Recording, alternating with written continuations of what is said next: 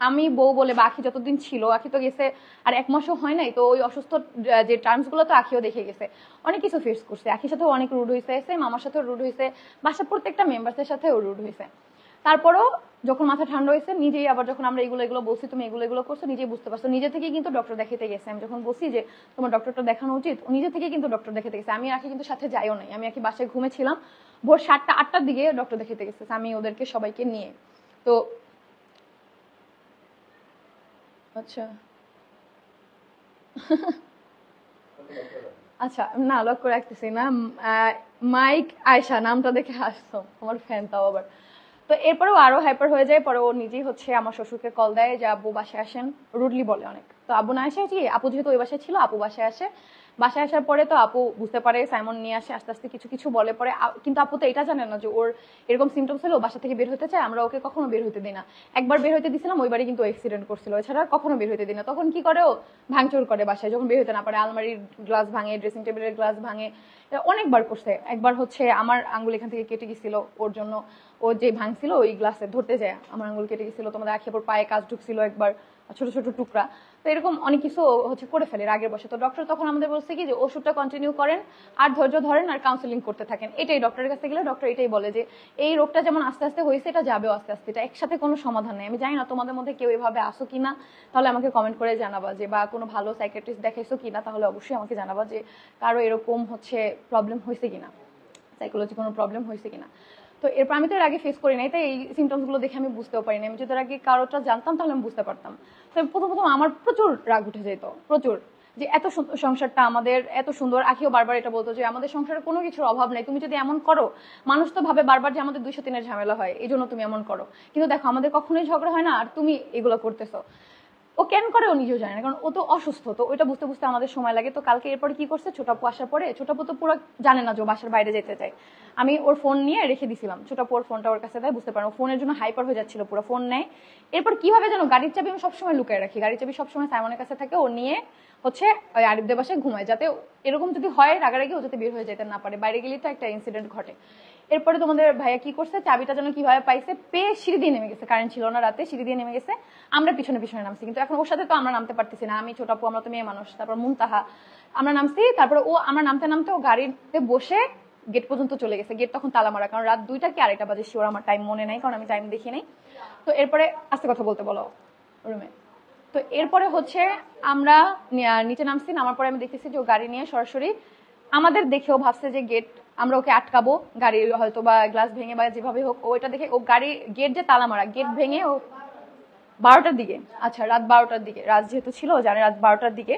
তো এরপরে হচ্ছে ও গেট ভেঙে বের হয়ে যায়। তো বের হয়ে যায়, এর মধ্যে আল্লাহ ভালোবাসে অনেকের জন্য ওই গেটের সামনে 2জন মানুষ ছিল, যারা বলে কি যে হচ্ছে আজকে তাদের সাথে আমার দেখা হয়েছে, আমি তাদের কাছে অনেক অনেক অনেক ক্ষমা চাইছি, তারা খুবই ভালো মানুষ, ক্ষমা করে দিছে, তারা বুঝতে পারছে আমার হাজব্যান্ড এখন অসুস্থ, তারা মানে প্রেসক্রিপশনটাও দেখতে চায় না, আমি দেখাইতে চাইছি, বলছে আপনার কথাই আমার ভালো লাগছে, আপনার কথাই আমি বুঝতে পারছি, আর তার গাড়ি চালানো দেখে বুঝতে পারছি সে স্বাভাবিক না।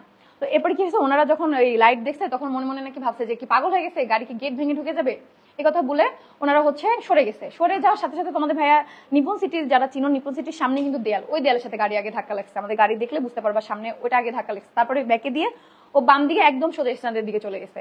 তো তখন কি হয়েছে, আমরা কোনো রিক্সা পাচ্ছি না, কিচ্ছু পাচ্ছি না, আমার মাথায় এটাই নাই, আর সবচেয়ে বড় কথা আমার ফোনে আমার আইডি লগ ইন করা নাই যে আমি কারোর সাথে কথা বলবো, আর আমার এই ফোনে কারো নাম্বার সেভ করা নেই, আমার সবকিছু আমার আইফোনে সেভ করা ছিল, আইফোনটা সেল করার পর থেকে এই ফোনে আমার কারো নাম্বার সেভ করা নেই, যার জন্য হচ্ছে আমি কাউকে খুঁজে পাই না। সবাইকে হচ্ছে এমন একটা বদ অভ্যাস, মেসেঞ্জারে অ্যাড থাকে, কিছু লাগলে মেসেঞ্জারে কল দিই। তবে কালকে এটা বুঝছি প্রত্যেকের নাম্বার রাখা অনেক বেশি ইম্পর্টেন্ট, সবসময় মেসেঞ্জার থাকে না, কারণ আমার আইডিতে প্রবলেম দেখে ছিল না, সামির আইডিতে ঢুকে আমি কাউকে আমার পরিচিত খুঁজে পাচ্ছি না, মাথায় কাজ করতেছে না। এর মধ্যে আরিফ হচ্ছে ভাইগনা আরিফ আমাদের আশেপাশে ভাইকে কল দেয়, ভাই ইমিডিয়েট বাইক নিয়ে বের হয়, ততক্ষণ আমরা রিক্সা পাই, আমরা রিক্সা নিয়ে আমি, ছোট আপু, সামি, তারপর হচ্ছে মুনতাহা, রাজ, আমরা একটা রিক্সা নিয়ে যেতে থাকি, আর কন্টিনিউয়াসলি তোমাদের ভাইয়ের ফোনে আমি কল দিতে থাকি যে যাতে কল ধরে, যাতে কলটা ধরে।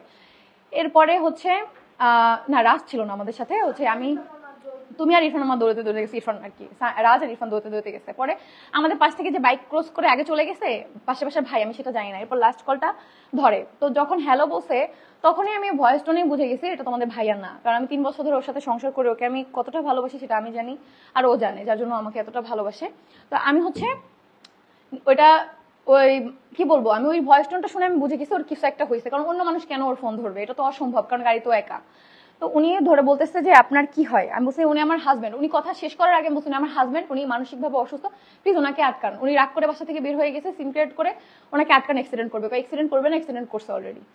তখন বিশ্বাস করবা না, অতটুকু সময়ের মধ্যে আমি ফিল করছি যে আসলে প্রিয় মানুষের কোনো কিছু হইলে যদি দূরে থাকে তুমি দেখতে না পারো তোমার কেমন লাগে।